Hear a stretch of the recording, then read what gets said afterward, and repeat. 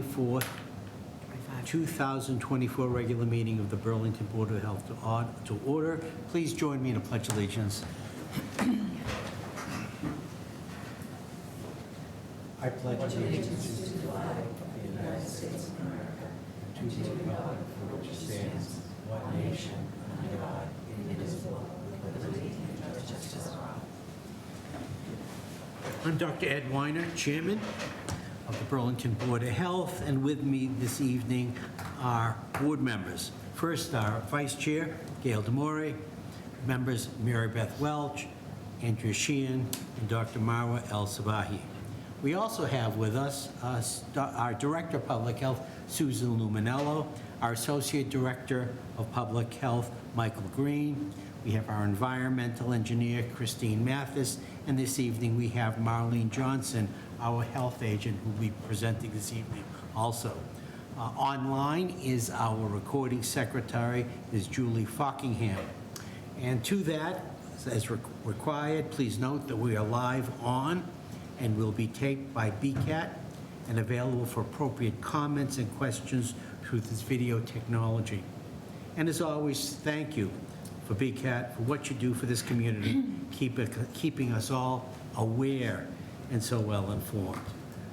Our first order of business is the approval of minutes, May 28th, 2024. Do I have a motion to approve? I'll make a motion. I have a motion by Ms. Demore, second by Ms. Sheehan. All in favor? Abstain. Opposed? And we have one abstention. So it's 4-0-1. All right, which brings us citizens' time. Is there anybody here or online who would like to speak to the board who is not on the agenda this evening? Nobody here? Ms. Luminello? No one Nobody online? Okay, so we can move on to the chairman's report. We have a fun one this evening. Now this, it's the summer season, and I have and continue to remind people about sunscreen and insect repellent, life preservers, bicycle helmets. You know me, I could go on and on and on. But what about safe outside grilling or barbecuing? To avoid foodborne illnesses, meats and other dishes need to be properly cooked to a certain temperature, and foods differ greatly. For example, all in Fahrenheit, ground beef needs to be cooked to 160 degrees, fish 145, chicken breasts 170, egg dishes 160, and most important, pork 160 degrees Fahrenheit. And how do you measure temperatures? Of course, get a food thermometer. They're inexpensive and very easy to use, and they'll keep you safe. But to check my information, and things change, there are 3 ways of doing it. Go to the U.S. Department of Agriculture, USDA, at www.isitdoneyet.gov, or call them directly at their hotline at 1-888-654-6854. I'll repeat that, 1-888-674-6854. Or you can call our health agent, Ms. Marlene Johnson, who's right here at 1-781-270-1955. Good evening. Any comments? Ms. Johnson, did I get it right? You did a great job. Thank you so much. All right. Subcommittee reports. Are there any reports this evening? There are none.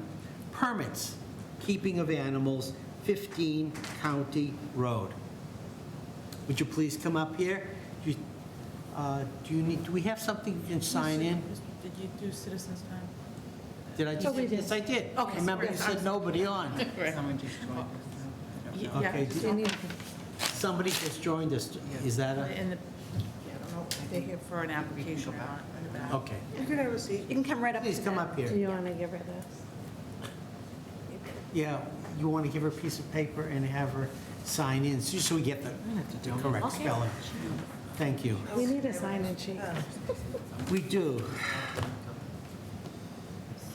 Mr. Chair. Yes. It was hard to park out there, I'm just being, so I don't know if somebody was late. I don't know if you want to ask the question again for I'll be citizens. happy to. Okay, Is there thank you. anybody here or online who is not on the agenda who would like to speak to this group? Nobody here? How about online? Nope. Nobody. And you're welcome. Okay. Good, It that's was good. tough. Yes, it was. Yes, it was. Do you want me to begin? You can just leave that there when you're done. Just your name, please? Sueli Diaragao. Okay. Please. So Suli Virginis is here representing 15 County Road. She has a permit to keep hens, and she's here tonight to renew her permit with the board. The board, as you recall, had approved 2 hens when she was before you last year, and she would like to request a total of 6 hens, and that's why she's here. I have the history information for you. I have the inspection information for you. She is in compliance. An inspection was done on June 4th, and the action by the Board of Health is to vote yes to approve the keeping of animal permit for 6 hens for Suli Virginis with the following conditions. 1, complete the renewal application and submit the fee, the $25 fee, and before June 28th. 2, do not purchase or acquire roosters or cockerels. Do not increase the number of hens without contacting the Board of Health first. 4, renew the 2025 keeping of animals permit 30 days before the expiration date. 5, contact the associate health inspector to schedule and conduct a compliance inspection once all hens are in the coop. 6, this permit is non-transferable. And 7, violations of this permit may be subject to penalties as noted under Section 2.7 of the Burlington Board of Health Minimum Standards for Keeping of Animals Regulation, or the board may vote to modify the maximum number of hens the permit holder may have and include the above conditions. Ms. Johnson, we gave her a permit for 2 hens as a trial approximately how many months ago? 6 months I ago? believe that was in December 13th. December, 6 months. Yes. And she has not gone afoul? No. No. Okay, what? Everything was worked out fine. I tend to use puns. Anyway, I'll open the board. I just have a question. I thought we revised our program and with the keep, like a few years back, and we didn't have a limit, didn't we? Well, anybody can apply for any amount to the Right. board. Most people don't get more than 6 6, mhm. because the planning board has a regulation where you have to get a special permit. Okay. Which All right. can be. Yeah, because I thought we spent, I know when David McSweeney was on, that we had formed a subcommittee. So the You're correct. There's no Oh, yeah. limit. There's All no right. limit. Thank you. But the permit holder would have to also apply Reapply, yep. for a special permit if they Okay. have anything over It's 6. quite an 6. involved process, as you know. Yeah, So we always get 6 because that's what we can easily approve and regulate Without them having to go for a special without going permit. before the planning board. just wanted to make sure that there wasn't any changes. No. No. Okay. No, she came before us. She had moved in and had chickens. And I don't think she had a permit at that point. And then she was applying for the chickens. We had. There was a backstory because we've already seen her in December. We had a number Well, of she had- abutters yeah, who yeah, did okay. not Butters want and her. they had Do we have any But there butters was- here? Yes, would you like to speak to the board? Yes. I do have one quick question What's for the that? owner. I was just curious, because the report stated that the 2 hens that you have were temporarily rehoused due to injury. No, I have a. Oh, you were injured? Yeah, Okay. my- I was my arm confused. is I'm like, how'd the broken and, hens get she injured? actually is not with me yet. I misunderstood. Okay. Yeah, no, they are fine. That's why I was wondering. I'm like, what happened? No, one like, Okay. I You were broke my injured. wrist. Oh, I'm sorry. Yeah, Please. Thank you for clarifying. thank you. You can, please, sir. And your name, please, write your name, print your name, please. We Yep, have. so my name is Raj Naik. I'm just a neighbor. I have only two questions. Question one, are they going to be free cage or within caged? The chickens, are they going to roam around in the property? And if there is something like, because I don't see a fence bounding, so there's a possibility that they can come into my property. So is there anything that you guys are looking at to see if it can be fenced? I thought we put a condition in no free roam. No free, yes, there is no free roaming here, is that what it says here? No free roaming of hens. No Hens free shall roam. be inside the coop. Okay, because I didn't hear that. I just wanted to reconfirm that. It's because in one I of the am- conditions. Yeah. Okay, I'm just allergic, so I just wanted That's a to. fair question. Yeah, that's the only question I had. Just if that's clarified, I'm all set. And if there's any issues with it, you can always give the Board of Health a call, and we can come out. Yeah, I mean, at least right now, I don't have any issues because it's a bit far. But since it doesn't have any fence, I just don't want it to be coming into my property and I get sick or allergic. So just wanted to reconfirm. Thank you for coming. Again, I have no problems with them having, animals. It's their every right. Thank you very much for coming. Ms. Regina de Agal, can you come back up, please? Yeah, one question. So the property is not mine, this is the reason why the property doesn't have a fence. But I have a question. If I fix the fence, I'm able to leave my chickens free? Because I always thought like I have to have I have the coop and I have a space for my chickens to run daytime, but it's It's enclosed. with Closed. coop. It's enclosed. But if I fix the fence, I'm able to leave my chickens free? The answer, why don't you answer that? That'd be up to you. Yeah, Doris. If you make any changes to what you have now, you'd have to come back. Yeah. No, I actually, I make like a place for my chickens because I don't want to fix the fence for my landlord, But I was thinking about it just because of my dogs, just, fence everything. And it's a question I ask, if they can go free. Because, it's a lot of they can eat a lot of the, how to say it, Vegetation. Grass. Yeah, all the grass and the weed we have there, actually chickens cleaning very well. And I was just thinking if this was the case. Well, have you seen, your chickens can't roam wild, according to the conditions that you have seen here. And as long as you can abide by the conditions here, then we can approve your permit. And it does it say here? I want to make sure. Yeah, I just see my neighbors, the problem of my neighbors Is is it a about the condition? fence. No free, That was a condition we I spoke just read about. it.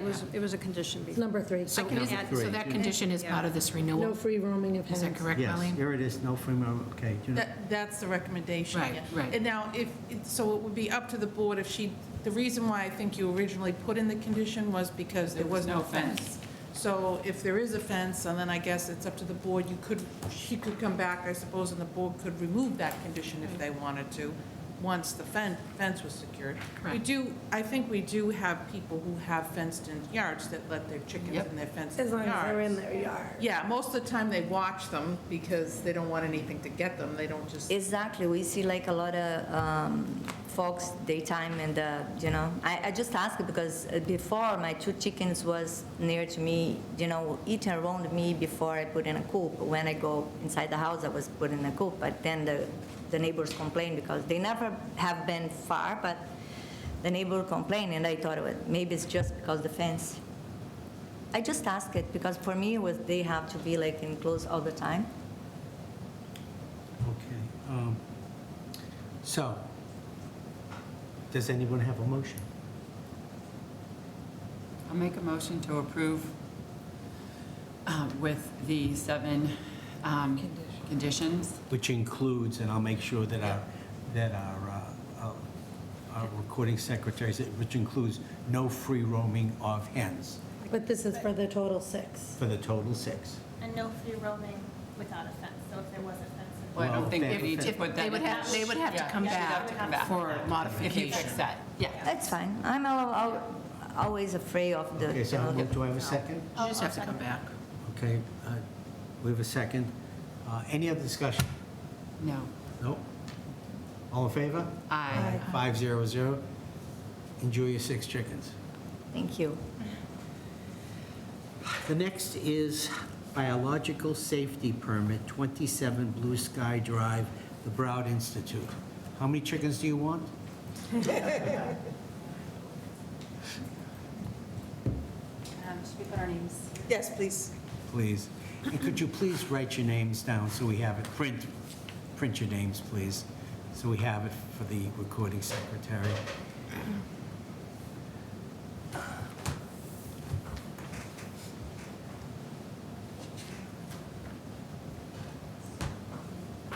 And your name? My name is Amy Razukowicz. I'm the Associate Director of Environmental Health and Safety, as well as the Biosafety Officer at the Broad. I'm here with Tom Dulong. And introduce you. The Senior Manager of Facilities at the Broad. Thank you. Thank you very much.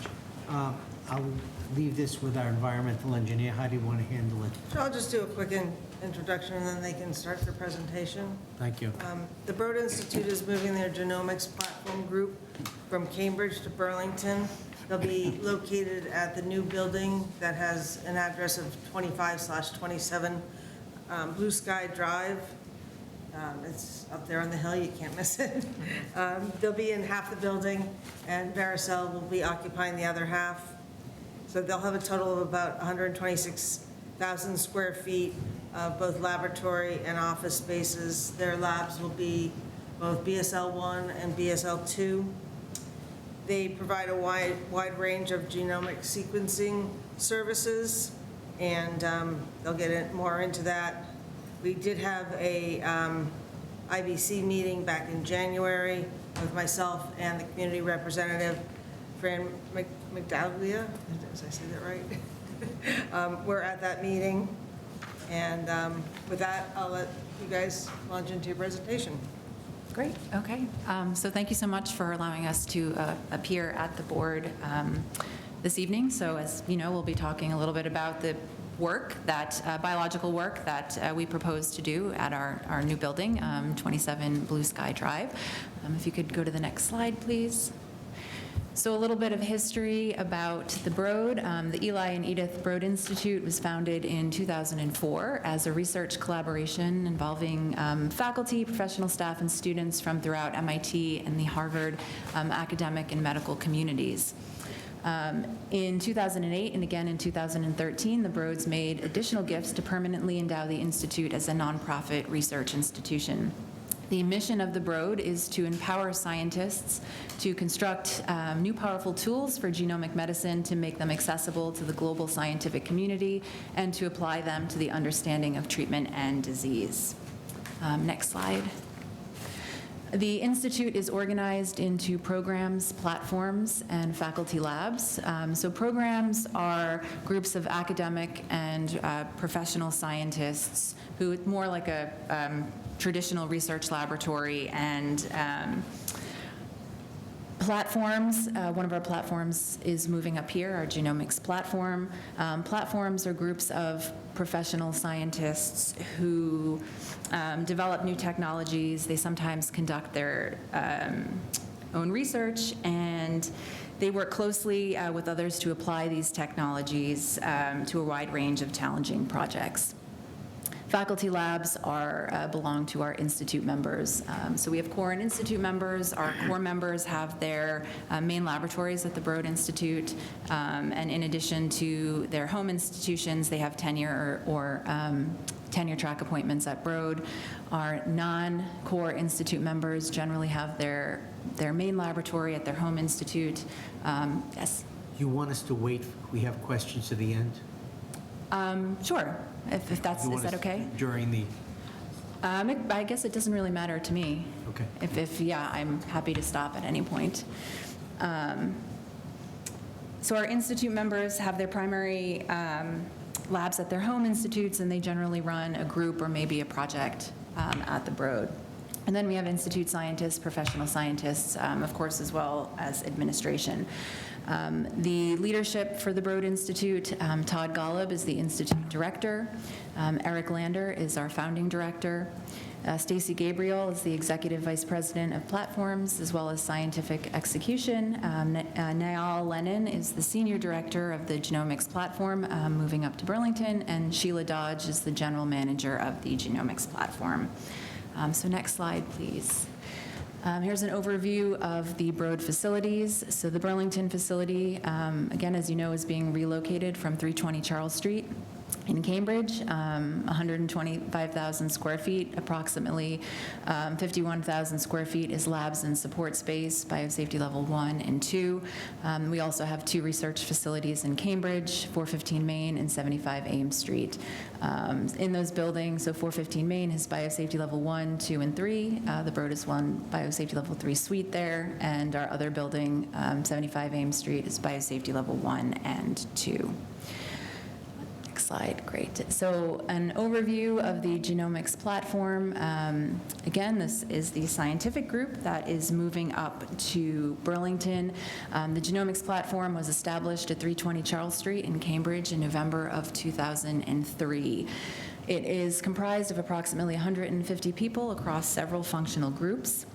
The scientists in the genomics platform, many of whom were involved in the sequencing of the first human genome, they play a role in incorporating the latest technologies and pioneering new methods to produce and study high-quality genomic data at a large scale. So the GP is one of the largest producers of human genomic information in the world, empowering researchers with genomic data to help improve the understanding of health and disease. And their sequencing, they work on various projects. It's anywhere from cataloging human variations across ancestries, diagnosing rare diseases, detecting cancer-causing mutations, et cetera. The platform provides a wide range of services, including College of American Pathologists accredited, as well as Clinical Lab Improvement Amendment, CLIA certified genomic data generation. There's many different work protocols. Some of the main protocols are listed here in the presentation. So isolation of nucleic acid, of genomic material, DNA or RNA. They do sharing of genomic material for downstream processes, purification of genomic fragments, amplification, and then, of course, sequencing, whole genome, RNA sequencing, exome sequencing, whole transcriptome sequencing, et cetera. The sequencing procedures that they use, they're the same across all specimens, regardless of organism that they're coming from, whether it's animal, human, plant, or microbial. Next slide, please. So the work that is proposed for this building was reviewed by the Broad IBC back in January of 2024, as mentioned. It was fully approved in March of 2024 after the group made some clarifications and administrative amendments based on comments from the IBC committee. There is no work with recombinant or synthetic nucleic acid molecules that's occurring, so they're working with extracted genomic material from biological materials. They are approved for many different types of biological materials, which are listed here on the slide. And those include animal, non-human primate, which is not listed here, or human tissue, blood, saliva, buccal swabs, buffy coats, cell lines, fixed frozen tissues, cerebral spinal fluid, et cetera. The only regulated material that they have at this time is HIV, which is a risk group 3 organism. HIV is coming in plasma samples that are coming from a cohort of patients that are HIV as well as TB positive. The samples that we have at the Broad are from patients that were sputum and tissue positive but blood culture negative. We are not working with any respiratory secretions, bronchial lavages, or tissue samples, only the plasma samples. If you could go to the next slide. So HIV is an enveloped virus with a single-strand positive RNA genome. There are two known strains, HIV-1 and 2, and they can infect many cell types, mainly lymphocytes, but also macrophage, microglia in the brain, as well as other neurological cell types. Can lead to AIDS, acquired immunodeficiency syndrome. There is no vaccine at this time, but there are many treatments, there are good treatments available, antiretroviral therapy. More than 1.2 million people living with HIV in the United States, and more than 35,000 new infections each year. It's transmitted by exposure to human blood or bodily fluid. In the laboratory, we worry about exposure to sharps, so contaminated sharp objects, exposure to aerosols, splashes or splatter, mucous membrane exposures. This is a risk group 3 agent according to the NIH guidelines. Oh, just my slides. Did we? I'm sorry, that was me. Oh, We lost it. I mean, we have it on our laptops, they're following it too. I don't know if you have it in front of you. I don't have it in front of me. okay. That's All right. the, Oh, sorry. oh, sure. That would be perfect. Thank you so much. There we go. There we go. Oh, we have it back. Okay. So it is a risk group. Right slide? This is the correct slide, yes. It is a risk group 3 agent according to the NIH guidelines. It can be used at safely in biosafety level 2 containment for patient clinical samples, as well as smaller volumes. And this goes along with NIH, the CDC, BMBL, as well as OSHA regulations.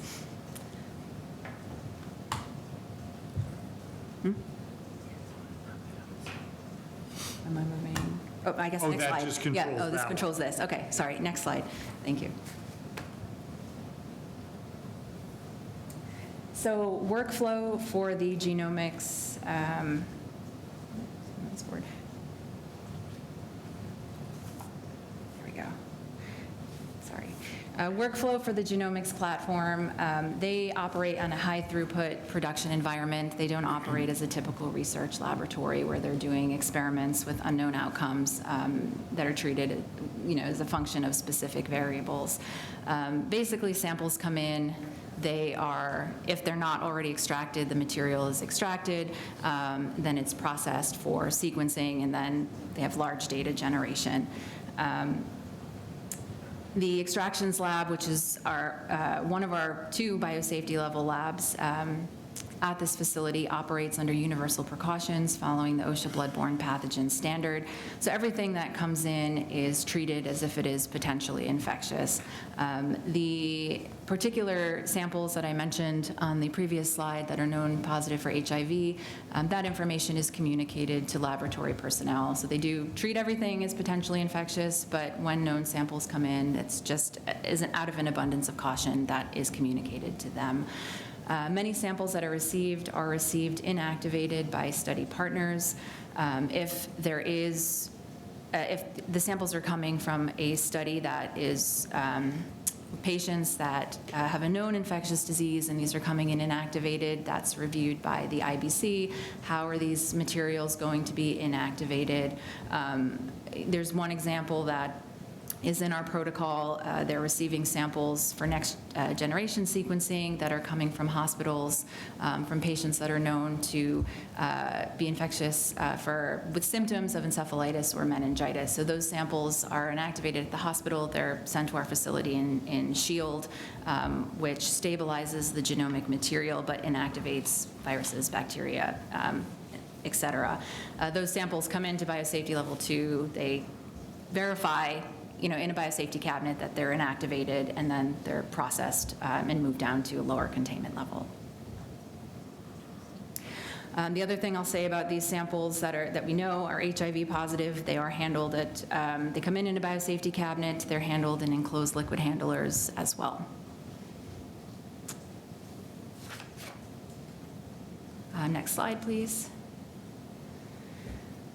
So other site hazards, in addition to our biologicals, of course, there are chemicals on site, but since we are not operating as a normal research laboratory, there's less chemicals than what you would see from a standard research lab chemical inventory.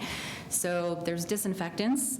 This lab uses lots of citrus 2, which is effective against the organisms that we have on site. Bleach is a common disinfectant. They don't use bleach for their human materials due to the nucleic acid isolation reagents that we're using. Some of the reagents don't interact well with bleach, so alternative disinfectants are used. Of course, we have water treatment chemicals for our pH neutralization system, as well as our cooling towers, and those chemicals, that's where you'll see our larger volume. Other hazards include automation equipment. So as I mentioned, the facility operates more on an industrial setting, so there's liquid handlers, the moving parts, electrical hazards, the large sequencers, and things like that. Of course, we also have mechanical spaces, which would have your standard physical hazards, electrical hazards, heat, and things that you would see in standard mechanical spaces.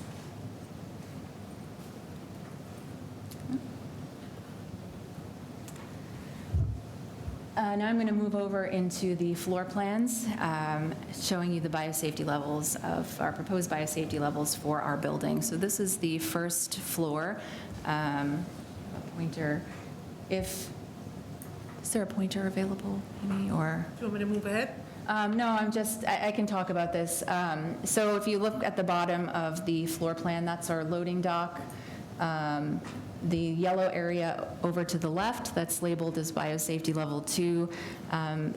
Those are cold rooms, just for sample storage. So it's biosafety level 2 in the event that they need to store human materials in there. But there is no active work that happens in that space. Do they come in through that gray bar, so to speak, on the picture? That's your loading dock? The loading dock, nope, it's at the bottom. Can I stand up? Is it okay if I move? Yeah. Yeah, so this is the loading dock over here. So packages Oh, okay, I was looking at the wrong here, spot. And then they move up to this corridor to our freight elevator. We'll go up to the upper floors. See, yeah, okay, thank you. You're welcome. And then the yellow area on the left is the cold room, so cold storage. The yellow area with the X in it is our biohazardous waste room, so close to the loading dock. It's brought down from the upper floors on the freight elevator. I'll show you the path that it travels in a few slides.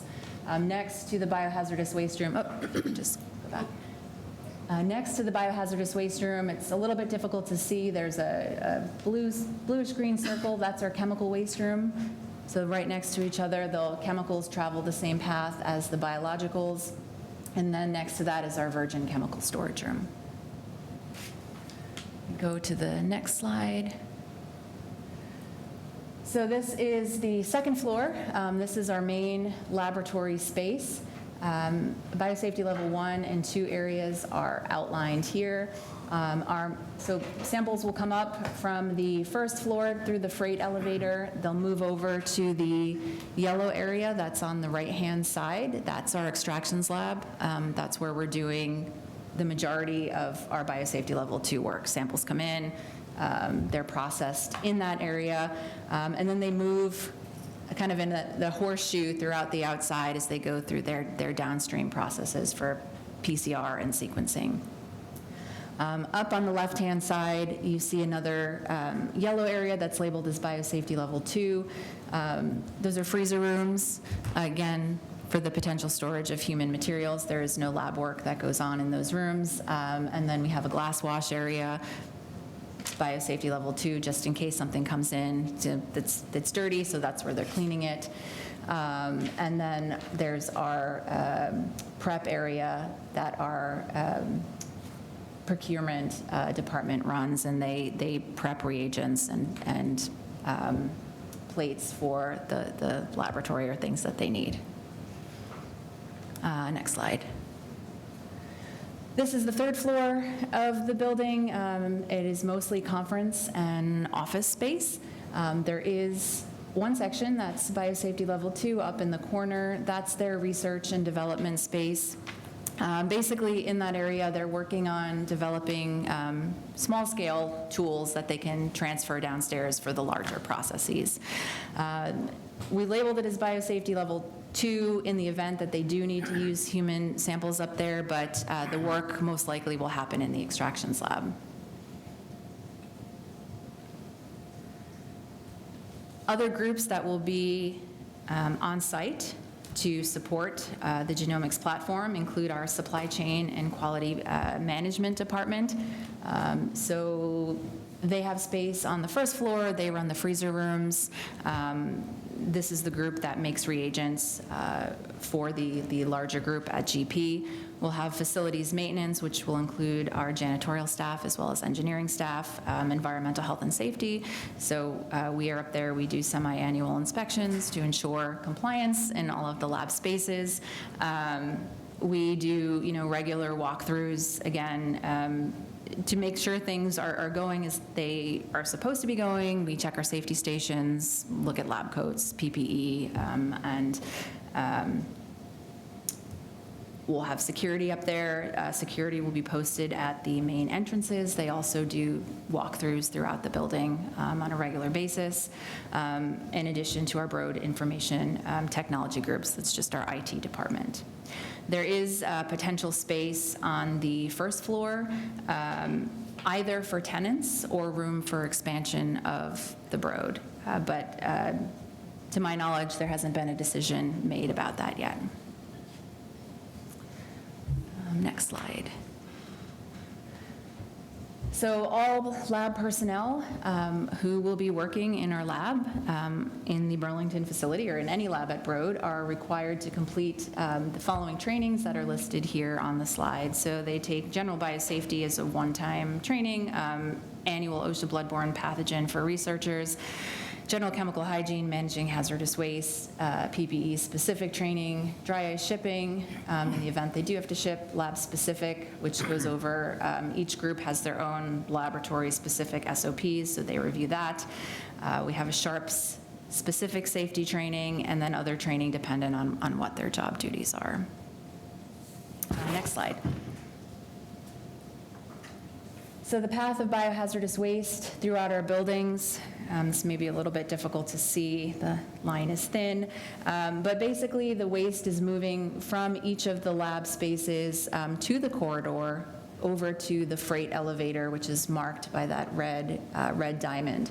We do treat all of our corridors as laboratory space, biosafety level 1, so there's no food or drink in the laboratory spaces, or in the corridors, since they're treated as laboratory space.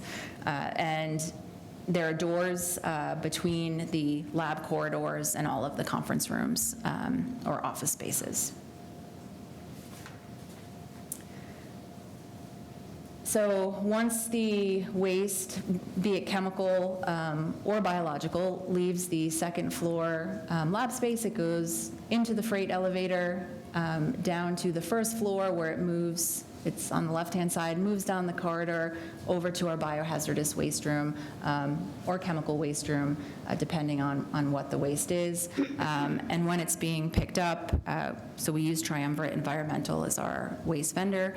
They are on site 5 days a week they do rounds, they'll pick up the waste. I should mention they do inspections of our satellite areas that are located in the labs as well. They will pick up the waste from the waste storage area, move it over to the loading dock when there's a lab pack or biohazardous waste pickup. Next slide. So permits that we have in process or are already permitted for. So the biosafety permit obviously is in progress. The wastewater permit with the MWRA, the application has been submitted. It is just awaiting a tour of the facility, which will happen when we get closer to occupancy. For air permitting, so we do have an air permit, the landlord does for the generator emissions. Permitting for laboratory emissions is in progress. For Flammable license, this is something we've been discussing. We've been in contact with Christine about this. So there is a temporary permit or license for the diesel fuel for the tank, the 14,000 gallon tank that we have. The flammable license with the state is in progress, and we'll be working on a flammable permit for the laboratory materials with the state as well. And then the hazardous materials permit with Burlington, we've been permitted, so we do already have that. And then next slide. For biosecurity in our building, so physical security, freezers, standalone freezers can be locked, so -80s, -20s. There's a robust inventory management system that this group has, so they know where all of their samples are at any time. Room security, so we have badge readers throughout the building. We are required to have a badge on us at all times. Building security, so there are security officers at the entrance to the building. You do have to swipe in to the building. It's similar to our others. Yeah. So you will have to swipe into the building. You have to swipe in to access the elevator as well. And of course, information security standard from our IT department for any of our systems related to computers or laboratory equipment. And then emergency response procedures. So we do have emergency action plans. Our emergency action plan for this building has been developed. It would have been submitted with our hazardous materials permit. It will be posted at the facility as well as provided to personnel who are working in the building. IBC review and approval of spill procedures and decontamination. So our IBC, as part of the registration, has an exposure control plan required by OSHA under the bloodborne pathogen standard. And in that exposure control plan, the groups talk about what they're going to do if there's a spill. They list, what disinfectants that they're using for the agents as well. So that is approved by the IBC. Waste vendor for emergency response. As I mentioned, we have Triumvirate Environmental. They're on site 5 days a week. They walk through the buildings. They'll do weekly inspections of the chemical satellite accumulation areas. They'll check biohazardous waste containers. They pick them up, and they're the ones that handle it and move it down to our waste room. They are also our spill or incident contractor. So if there is a chemical spill with any of the biohazardous waste, Triumvirate is who we would call to be on site for that. For occupational health, we do have a contract with AFC Urgent Care, located here in Burlington as our urgent care provider. We also have a contract with MIT Health in Cambridge, so if there's any follow-up or ongoing needs, employees would be sent to Cambridge to MIT Health, but initial urgent care would happen here at the AFC. Next slide. So next steps. Building completion and a staggered move. So occupancy is scheduled for September of 2024, but due to the nature of the work, they don't want to be shut down at any time, so they'll have some groups moving up here while they're continuing in Cambridge until they can fully occupy the building in Burlington. Are there any questions? Ms. Mathis, anything you'd like to add? Nope, all set.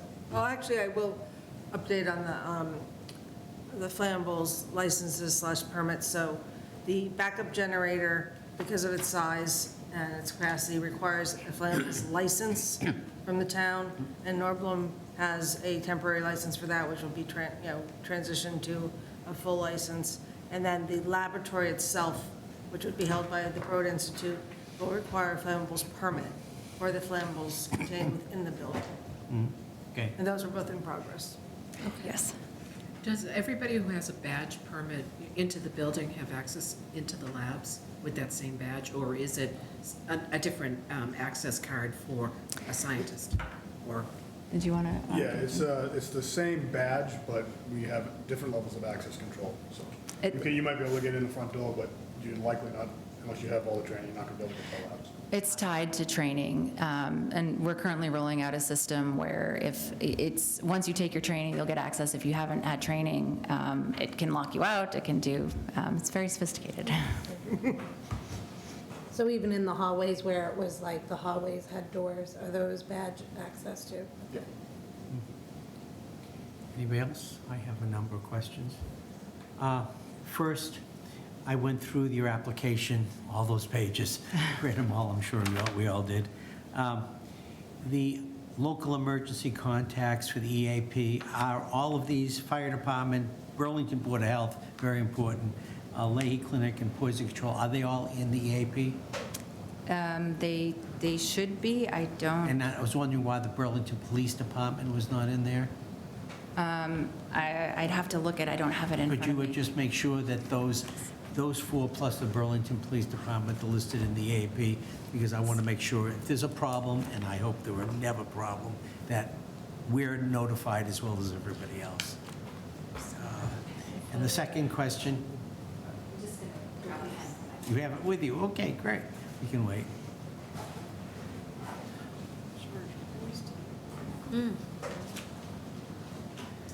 Okay, so it was the police department, and what was the? It says fire, police, Yeah. fire, Board of Health. It says Leahy Clinic and Poison Control. Okay. It's the. I will confirm. The spill plan that was submitted with the hazardous materials storage application.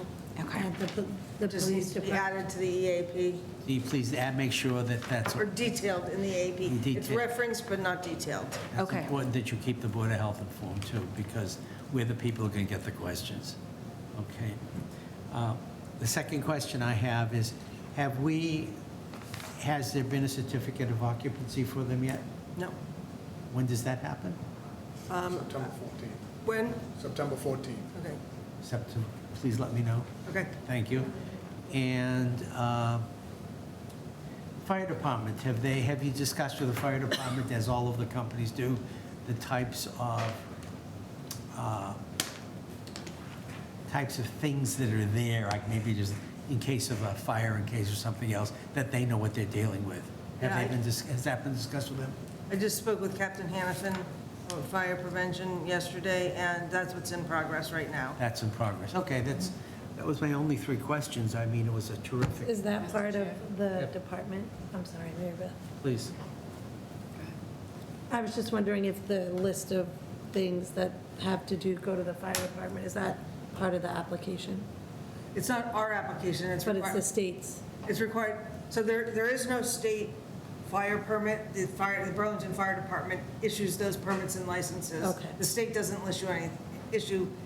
something independent. Okay. Burlington Fire Department acts on behalf of the state to Okay. issue those, and as I said, they have a temporary, which will become a full Right. permanent license for the generator, and they'll get a permit for the flammables in the building. Okay, thank you for the clarification, because I was confused about our department, fire department, and the state, Yeah. and what was going where. So thank you. It's BFD that will be issuing those. Thank you. Sorry, Yes, Mary Beth, go ahead. So your hours of operation, will resources be allowed? Is there multiple shifts? Is it weekends, nights? They're typically like 7 to 7, but you're allowed to do research in the building at any time. That's what I was thinking. So for, when we look at these local emergency numbers, obviously they have multiple shifts. What do we do for the Board of Health if they call in? Is it They can call the fire department, the fire department gets in contact. it calls yourself? Okay. I didn't know if it's changed that we have, Or the police, fire Okay. or police. They call you, they call me, they call Call any of me. us. but I'm just looking at this as a main number that's not manned, for the Board of Health. It's in their plan. It's not manned after hours. So the actual process is, we're contacted if it's off hours via By fire department. fire or police. It's usually fire, sometimes police. That's a good question. The police and fire do have a call-down list, correct? Yes. For the Board of Health. Yes. Thank you. Thank you. That's it. Thank you so much. Quick question, is there anywhere the property manager and phone number is listed in this, because it does say if you can't reach somebody, call the property manager. I'm just wondering who it is. Do we know who it is? Could it be identified in the documentation? So in the event, there is an emergency, people know. It's in the EAP and it's Northam. Okay. But maybe, I'm sure, I know Northam's listed, but I don't know that there's I don't know if there's a an contact. individual listed. Yes, that I'm not sure off the top of my It's head. in here. But you can double check that when you're checking the other ones. Anything else? Please go. I'm just curious about something. So you're working with inactivated materials, right? So they're in a shield, is that it? So they're not, like, we're not dealing with infectious material. No, they're coming in shield. We have materials coming in sometimes in Trizol. It will depend on the study, but it does go to the IBC and they'll, review how the Right. collaborators will send it in. Okay. And I guess my question was then the HIV was mentioned separately. So is that, and that's treated as biosafety level 2? Correct. So is it inactivated or is it? Those samples are not, so That's those okay. are, yes, non-inactivated plasma. Okay, but they're in such small amounts that they don't, like, it's not considered to be. It's correct, so small volume patient samples, when they run them on the machine, they're in microliter amounts. Okay, thank you for that clarification. Welcome. Any questions? First of all, thank you for a great presentation. I think we all know that the Broad Institute is one of the most prestigious organizations in this country, if not the world, owned half by Harvard and MIT. Go on the website to anybody who's watching us, and you'll get a tremendous background of this organization, and we're very happy you're coming to this town. With that, do I have a motion for approval? So moved. I have a motion from Ms. Welch, second by? Second, Ms. Dewari, all in favor? Aye. Welcome to Burlington. Yes. Thank you. Thank you. Appreciate it. One other quick issue. One thing, I always say this to all new companies. We have a community Board of Health faculty, and we would love, when you get going in this community, for some of your scientists to sign up for that faculty, so in case a civic organization or the schools, the high school would like a speaker, they can call upon the Board of Health, and some of your people will be on that. This is not anything that we require, but I always added at the end, it would be nice if we sent you an application for a few people in September, just to make them available. It's nice for the community. Great, can do that. Yep. Maybe both of you would be part of that. Certainly. Thank you. Great, thank you very so much. much. Great presentation. Okay. Next order of business is discussion. FDA National Voluntary Retail Food Regulatory Program Standards, presented by our health agent, Marlene Johnson. Thank you very much. You're welcome. I wanted to take this opportunity to talk about, this is a great big long name. It's shortened to Retail Program Standards, and you might have seen it in my health agent reports. You might have seen it in Samantha's Associate Health Inspector reports. So I thought I'd take the opportunity to review this. Some of you are familiar with the program, but I can give you an update. So about the program, the Retail Program Standards, designed by FDA, provides a foundation and system upon which all regulatory programs can build through a continuous improvement process. The Retail Program Standards are intended to reinforce proper sanitation, also known as good retail practices, and operational and environmental prerequisite programs by encouraging regulatory agencies and industry to focus on risk factors that cause or contribute to foodborne illness. So how the program works, there are 9 standards. Once enrolled, the health department meets different standards within a 5-year period. Once a standard is met, a verification audit is conducted by either another health department or you can hire a food consultant. All standards that are met are reported to the FDA Retail Food Specialist, and programs are assessed each 5-year period, and health departments continue to meet all 9 standards through verification audits. So the 9 program standards are, one is regulatory foundation. So what that means is, and you look at this as states. So Massachusetts, we right now enforce the FDA 2013 version of the food code. So we do meet the regulatory foundation requirement. There are some states that enforce maybe the 2017 version. There's even some states that enforce versions that are even older. So they may not meet the regulatory foundation, but this is an opportunity for them to try to push their state to adopt a newer version. Standard 2 has to do with trained regulatory staff. There are several FDA online courses that we have to take, as well as become standardized. Standard 3 is inspection program based on HACCP principles, and HACCP stands for Hazard Analysis of Critical Control Points. Standard 4 is uniform inspection program. So what that means is, are the inspectors who work for the health department, do they all conduct the same inspection? They should be. They should be looking at for the same things and pretty much being similar.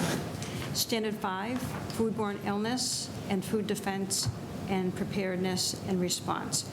How we deal with any foodborne illness outbreaks that come to town if there's a problem with food, a food injury, how we prepare for that, and how we respond.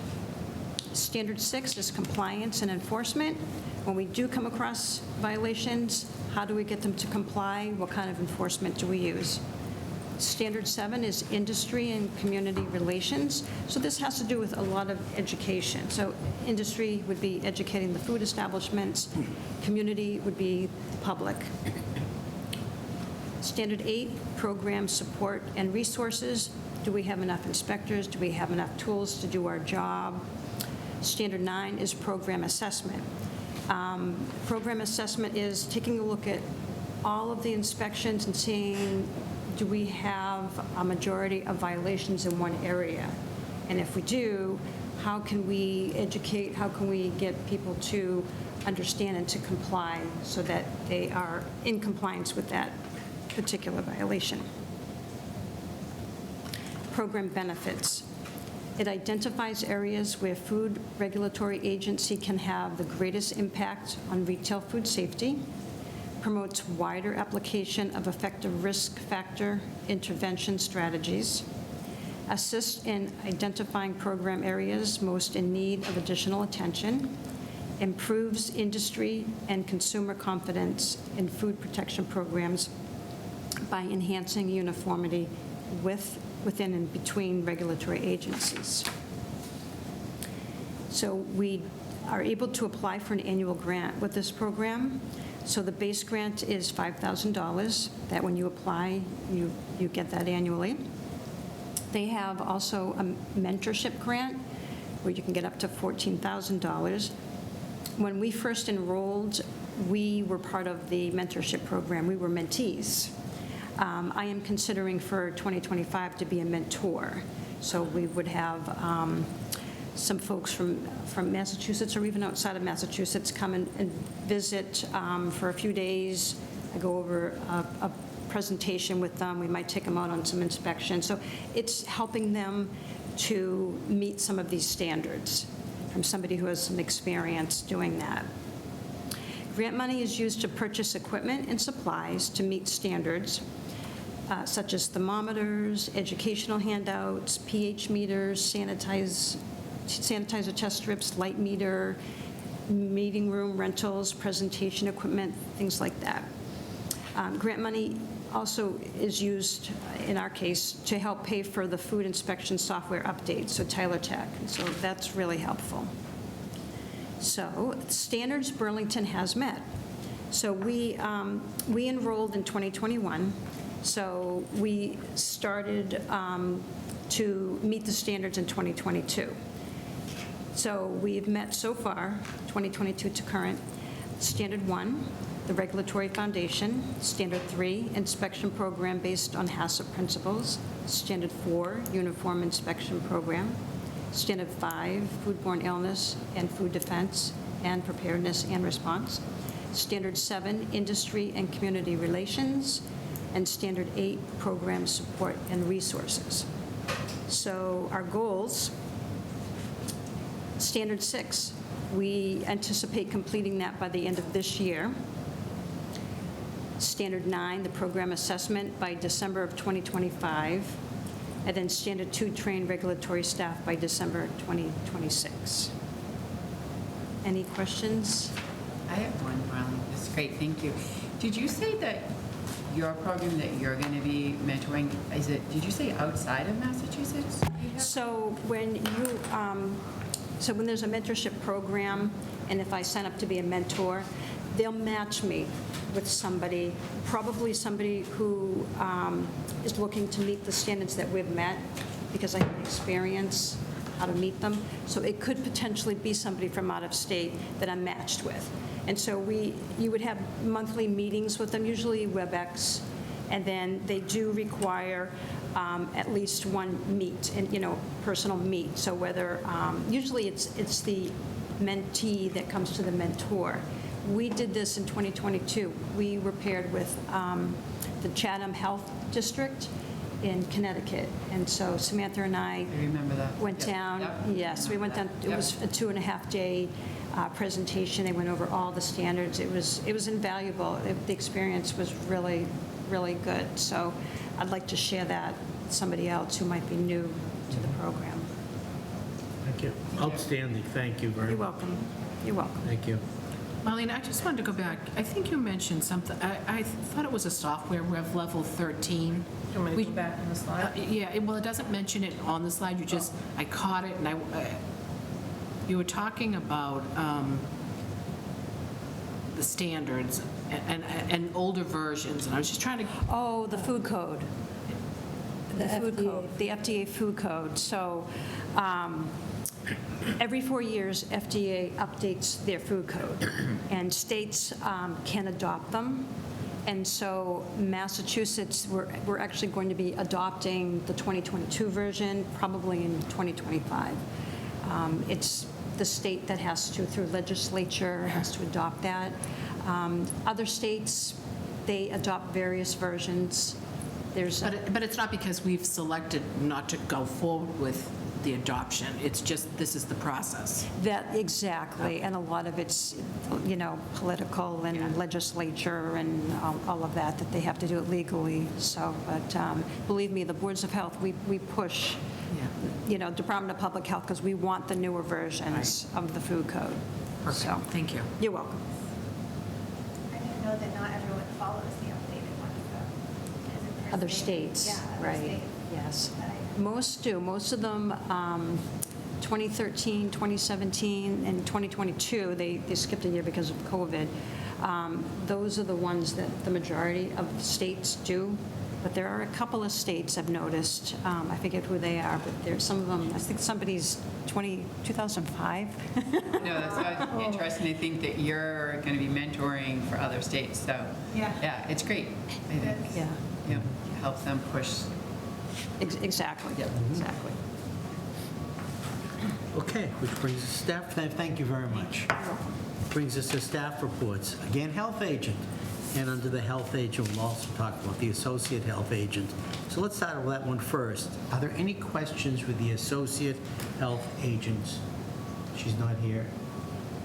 Report? And none. Marlene, would you like to talk about your report? Anything? Sure. So Samantha and I have completed all of the outdoor pool inspections. We do pre-operation inspections, so all the pools right now are open for the season. And we will do routine unannounced inspections during the summer. And the recreational camps for children have started up because school ended last week. So the camps will all start to have inspections. There are some camps that run all summer long, and then there are some camps that run for a week or maybe 2 weeks, such as your sports camps and such. So we do inspections of those. And the tobacco compliance inspections were done. That's where an underage purchaser will go in and attempt to purchase a tobacco product. And so we had one retailer, it was a 21-plus store that sold to the underage person. So you will be seeing the owner coming in at the next meeting in July. I included in my report, just to keep you informed, just some information about tobacco. So there was a new craze, oral nicotine pouches. It seems that they're always trying to come up with something new and unusual. And then also a memo from the Massachusetts Department of Public Health regarding flavored tobacco. Again, some of these manufacturers are trying to push the envelope, if you will, trying to sell flavored products, trying to say that they're not flavored, so always something new. Are there any questions for Ms. Jones? Marlene, I asked you to just update everybody and talk a little bit about when someone needs a temporary food permit. We talk a lot about that during the year. Sure. And you report on those. And tomorrow in the Boston Globe, from what I see, there's going to be quite an expose on potluck dinners during the summer. So you might want to take a look at that. You all must take a look at that. So, and I know that happens, goes along with your temporary food. Sure. So when there are events in Burlington, sometimes the organizer wants to provide food. And for example, the police department had recently a classic car show on the Common. So the organizer wanted to offer hot dogs and hamburgers. So they needed to fill out a temporary food permit application. Some of the bigger events, Diwali on the Common, also the Taste of Burlington at the Marriott Hotel. So if it's a large event, the organizer would fill out a permit application, and then all the individual folks who are providing food, in that particular case, Taste of Burlington, it's each restaurant. They would fill out a vendor permit application. By filling out an application, it gives us an opportunity to review it, to see what kind of food they are intending to prepare. A lot of times, I have a conversation with them. I'll pick up the phone and talk to them, especially if they may not have a lot of food safety experience or food experience. And I'm able to give them some food safety education over the phone. Some of the bigger events, we usually will have an inspector on site, so we make sure everybody's prepared for that as well. So like the Taste of Burlington, we always have inspectors go out and do that. Thank you very, You're very welcome. much. Thank you. Anybody else? If not, can I have a motion to approve the health agent's report that includes the associate health inspector's report? Motion to approve. Ms. Demore, second by Andrea. All in favor? Aye. Brings us now to the environmental engineer. Ms. Mathis. Hi, just one update. If you'll recall, we got a grant from the Massachusetts Department of Environmental Protection, called a Technical Assistance Grant, to look at 2 disposal sites over the course of last year into this year. Our consultant did a presentation for you guys and had a public forum. I closed out that grant by submitting the self-evaluation report to DEP, and that was approved, so that grant is wrapped up. Thank you. Does anybody have any questions? I have 2. Trident Environmental, did we come in under budget? Yes, So we're okay for this year? we are okay. And we start again next month? We start again in September, yeah. And the Eastern Middlesex Control Project, you went to a director's meeting, or are you a director? I have been for the past 5 years. Oh, as a director? Yeah. Thank you, I didn't know that. My last day is the June 30th. Any updates? Yeah. No, thank you. Anything else? Can I just, the investigation, the intersection of Cambridge and Francis Wyman Environmental, just a little, It was a vehicle accident, and one of the vehicles was a pest control company truck, and they had a release of the mosquito and tick material that they spray on people's yards, in people's yards. It was about 15 gallons. It was released to pavement, nothing else, no catch basins or anything. And so it was an 8% solution of bifenthrin. And it's not a reportable material under the Massachusetts contingency plan, so it didn't enter that program.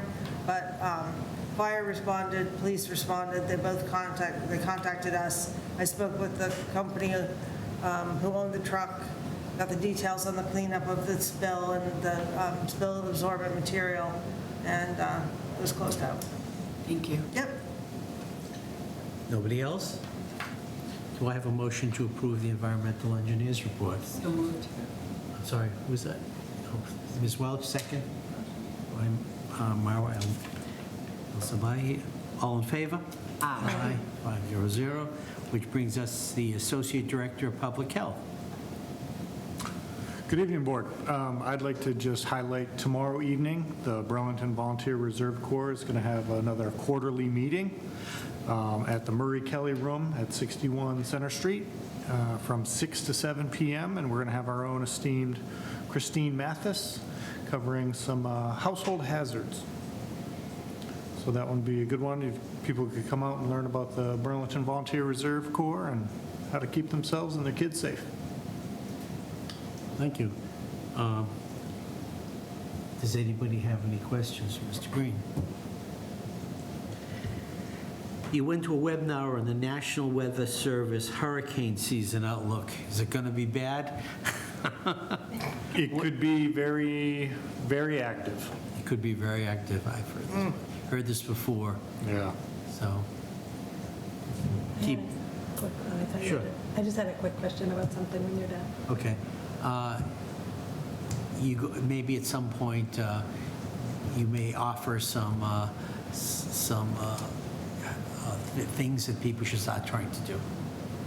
So Emergency preparedness measures. emergency preparedness. That's a good idea. Thanks. Okay, please. I was just curious how the Below the Belt went, the movie viewing. Below the Belt was very successful. We had Okay, good. an amazing turnout. There were barely any seats left, and we started wrapping up after the event, and people hung out and were talking with the presenter, Dr. Kipp, I left the building after removing everything, and people were still out in the parking lot discussing it. So a lot of interest in the subject. I personally found it pretty fascinating how difficult it can be to diagnose and treat Right. endometriosis, but it seems like it's more common. Much more common. Yeah. Wow, that's great. Thank you. Anything else? If not, do I have a motion to approve the Associate Director of Public Health's report? Motion to approve. Motion by Andrea, second by Gail. All in favor? Aye. Which brings us last, the Director of Public Health, Ms. Luminello. Do you have anything that you'd like to highlight? Yes, well, it also includes the nurses' report. So she's started, she's doing a lot of training. She's up and running on Maven now and MIIS. We're looking to have another vaccination clinic in July, so towards the end of July. So she's going to be working on that. And then for my report, I did include the work plan for the fiscal year '25. I'm working on a lot of work plans and quarterly reporting for the grants now. So I included the fiscal year '25 work plan for the PAG grant, which is a lot more complicated than last year, although I do appreciate how they did it this year. I think there was a lot more choices, a lot more, provided a lot more structure to how we can move forward in the next fiscal year. So I did like that. Some of the things that are included in it, it's basically, a lot of it was drop downs and suggestions for how they want you to move forward. Some of the things that we're doing is hopefully we'll get a consultant to do a strategic plan. We're looking at strategic planning. We're going to be looking at a website, getting a website up and running. The staff is already starting to work on that. We're looking for a consultant for that. Education, additional training. We're looking at hoarding training for the whole staff. So it includes a lot for this year. Under the nurse, there's Rashad is now trained to be a CPR AED instructor. So he's been holding classes and will continue to do so throughout the year. So if any of the board members are interested in that, let me know, and we can get you into a class that he's doing. He's also doing Stop the Bleed training. And next year, we're going to be looking at him thinking about expanding blood pressure clinics somehow. Right now, we do it at the COA, and that's really it. So expanding out from what we currently do. And then looking at fall prevention certification training for him. That was something that was in the work plan. One of the things, that was one of the things that they put for like, that you could work on. So we had to choose different areas and, determine where we wanted to work. But I did like it because it was more focused. I'm also working on the tobacco grant, which we have for next year. And so I've submitted I will be submitting the work plan for that, which is very similar to last year's work plan. It includes the retail inspections, the education, compliance checks, and then working with the individual municipalities on updating their policies and regulations. We've already done that. We've already aligned our tobacco regulations with the state, but the other municipalities need to look at that. So that's something that they need to look at and updating their regulations. So it includes things like that. So we've also scheduled out all the tobacco inspections for next year and compliance checks, because they want you to spread them out over the 4 quarters. So that way, we used to do compliance checks where we would do them like at one time of the year and then we'd get them all done. But they're looking to spread them out. So you'll probably see over the next fiscal year, different compliance checks being done and retail inspections being done, and they won't be done all at the same time of year. And that's why, because they're asking us to spread them out over the year. Thank you. Any other questions? You met with the town administrator about the AV equipment at Grandview, which has been problematic. Yeah, so they're updating that Grandview, which is, so a part of the grant, the lead agency portion of our PHE grant for fiscal year '24, some of that money is going to go towards the updates at Grandview because we hold a lot of presentations there and use that room a lot, so, yeah. And I see overhead money for the Triton grant. Right, That's, the money that goes to the town. yes. Yep. We are the administrative municipality, and we get an extra $30,000? It's 15% of the, 15% of the. $30,000. Okay. So I have a quick question Sure. about that. When you upgrade or update that, do you bring in a third party to do that? I'm not doing it. I mean, IT's been doing it, so Yeah. IT's been working with somebody to do, they're getting a new screen and AV equipment and projector and things like that. So they do have a third party that they're working with they've already. Do they had do that for this room too, you think? I think they did. I don't know if they had a third party for this room. Does that one move? swivel so that- Swivel, so. I don't think they swivel. Yeah, so you might want to. A little bit they do. You need a bigger arm. Yeah, well, when you do that for Grandview, make sure you can, move that. There you go. A little bit. They have ones with retractable arms. Thank you. Yeah. Oh, there we go. I should have talked to you. Oh, there. Yes. Thank God. Wow. That's more useful. Those two might be great for the staff, and. I don't know. but- Right. Yeah, okay, That's cool. yeah, all right, thanks, that was all my Anybody questions. No, thanks so much. No, that was great. Motion to approve the Director of Public Health report, which includes the supervisory nurse. So moved. And Ms. Welch, second by Marwa. All in favor? Aye. Well, we come to the end of the meeting.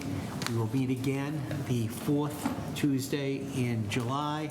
Have a very safe summer. Be well. we have a motion to adjourn? Motion By to Mr. adjourn. Maury, second by Ms. Welch, all in favor? Aye. Good night, everybody.